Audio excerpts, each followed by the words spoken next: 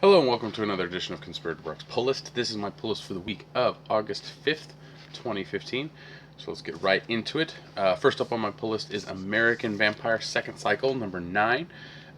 Scott Snyder has penned this for a while. It's really awesome stuff. The artwork's amazing. Yeah, it's just overall a really, really solid title. If you're not into, or if you haven't checked out American Vampire yet, you should. You're going to start with American Vampire Volume 1. But yeah, really, really good stuff. Highly, highly recommend it. Next up on the pull list is Detective Comics number 43. Looks like we got some Dia de los Muertos gang stuff going on. Yeah, I mean, I've enjoyed Detective so far. It's not as good as the stuff prior, but hey, what can you do? But still liking it, still enjoying it, so keeping it up. Next up, we have Omega Men number 3. I like Omega Men from what I've read so far. It's still a little awkward. I have not gotten caught up to reading issue 2, but we'll see. Hopefully it keeps my interest and it's not wasted on my pull list right now. Next up is Outcast number 11, Robert Kirkman's kind of poltergeisty, like Exorcist type of book. Yeah, it's a slow burn, but I'm enjoying it for the most part, so yeah, I'd say check it out. Next up, we have Sex number 23. Yeah, I mean, I've been reading it since the beginning. It's really kind of interesting look at kind of a superhero who's retired, who's gotten older, whose city is still kind of needs him, but he's kind of out of the loop, and him kind of trying to adjust to having a normal life. But yeah, a lot of sexual themes in this. But yeah, I'm for the most part, it's okay. I enjoy it. Then next up we have issue 2 of We Stand on Guard, Brian K. Vaughan's little independent book that he's been doing. I enjoyed the first issue. It was great. I'm looking forward to reading issue 2 and seeing where this story progresses. But yeah. It's Bombshell Variant month. Yes, Bombshell Variants are here. So we only got 2 this week, so that's pretty good. First one is for Detective Comics. It's the Huntress in the Birds of Prey band, apparently. But yeah, it's cool. And not to be outdone, we do have the boys represented here. We got Hal Jordan on the Green Lantern 43 as the Bombshell for that month. So yeah, I thought it was cool. Nice change up. But that's it for my pull list. Really small pull list this week, which makes me a little wary of the weeks to come. Yeah, not too sure what's going to happen there. So next up is my read list. These are the titles that I read to stay current, caught up, and all that. And this is a bigger stack, but we'll get through it. First up is Age of Apocalypse number 2. The first Age of Apocalypse for Secret Wars was okay. I'm curious to see where it goes. I enjoyed it more than a lot of the X-Men books that came out of Secret Wars, so that's a good thing. Next up is Amazing Spider-Man Renew Your Vows, number 3. Really enjoyed the first 2, so I'm looking forward to seeing how 3 progresses. Next up we have Batmite, number 3, for a little slice of kind of animated comic relief. I highly recommend Batmite. It's fun. It's fun. I mean, who can beat fun? Next up is Batman Beyond number 3. Really enjoyed the future or the World's End stuff, or not World's End, Future's End stuff, right before this came out, and this is led right into this, and it's been solid so far. So, and I never read Batman Beyond before, so hey. The next we have Big Thunder Mountain Railroad number 5. This Kingdom's book from Disney really surprised me that I enjoyed it so much, and I really look forward to reading it actually every time I see it. So yeah, but Big Thunder Mountain Railroad number 5. Next up is a title that I don't think too many people checked out, because by the time it came out they had completely or mostly checked out of Secret Wars, because they had already gotten some things, and a lot of it was very underperforming and not enjoyable to read. So I think they kind of just were like, had blinders on. They were getting what they were getting, and that was it. They weren't going to participate anymore. But Civil War by Charles Soule was issue 1 of Civil War is really good, and I'm really looking forward to issue 2. So I would highly recommend, if you did not pick this up, you go back and see if your shop has a copy of issue 1 and check it out, because it was really, really well done.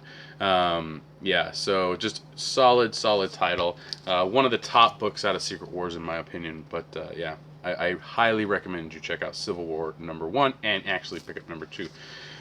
Next up, we have Future Imperfect #4. Yep, still a solid, one of the solid titles out of the Secret Wars. Still enjoying it. I'm curious to see what happens with these guys duking it out for power and dominance and all that wonderful hoopla.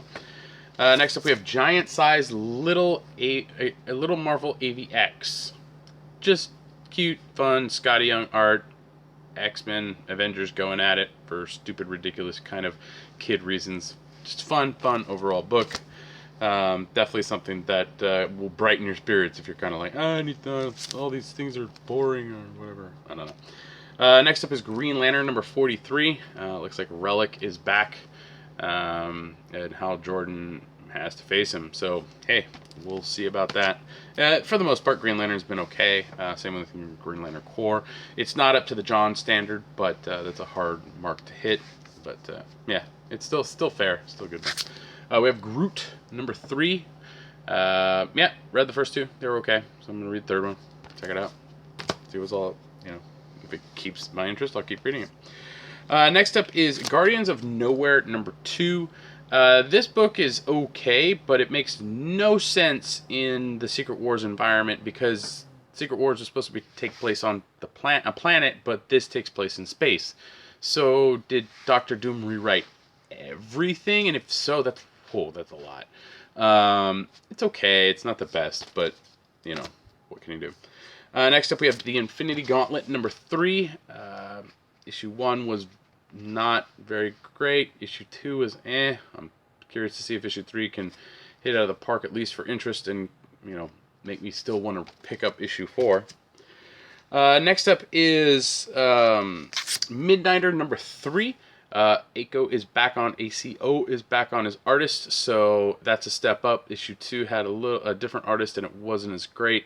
I still enjoyed issue 1 and issue 2, so I'm really looking forward to checking out issue 3 of Midnighter. Then next up we have Siege #2. It was okay. I mean, I'll keep reading it. Didn't piss me off, didn't irritate me, just it was there. And then we have Spider Island #2. First one was interesting, so I'm going to keep going and check out issue 2 for the Secret Wars stuff. Next up is a really, really great book, Star Wars Darth Vader. This is issue 8. Really enjoying this series so far. It fits really well with Star Wars. Just overall, been a solid book to read every single month. Then last on the pull list is Ultimate End #4. Probably one of the most confusing books out of Secret Wars, because there's the ultimate superheroes and then the regular superheroes, and they're all in Manhattan, but it's not Manhattan. It's the Manhattan that Doom placed on Battleworld, and yeah, I don't know. I'll figure it out. I'll read it, but hasn't been that impressive. 2 books that I was not able to snag copies today, but hopefully will be able to read later this week, was Airboy #3. Just really, really way out there stuff with a comic book character that's in the public domain. So if you're curious about that, I would recommend Airboy. It's pretty good. It is very graphic, so I do warn you there. Yeah. And then we have 8 House is the other book. It's Arclight #2. First one was interesting enough, so I checked it out. Again, I'll check out issue 2 if it keeps my interest. I'll try and keep reading it if we keep getting it, but I don't think we'll keep getting it because I don't really think too many people picked it up.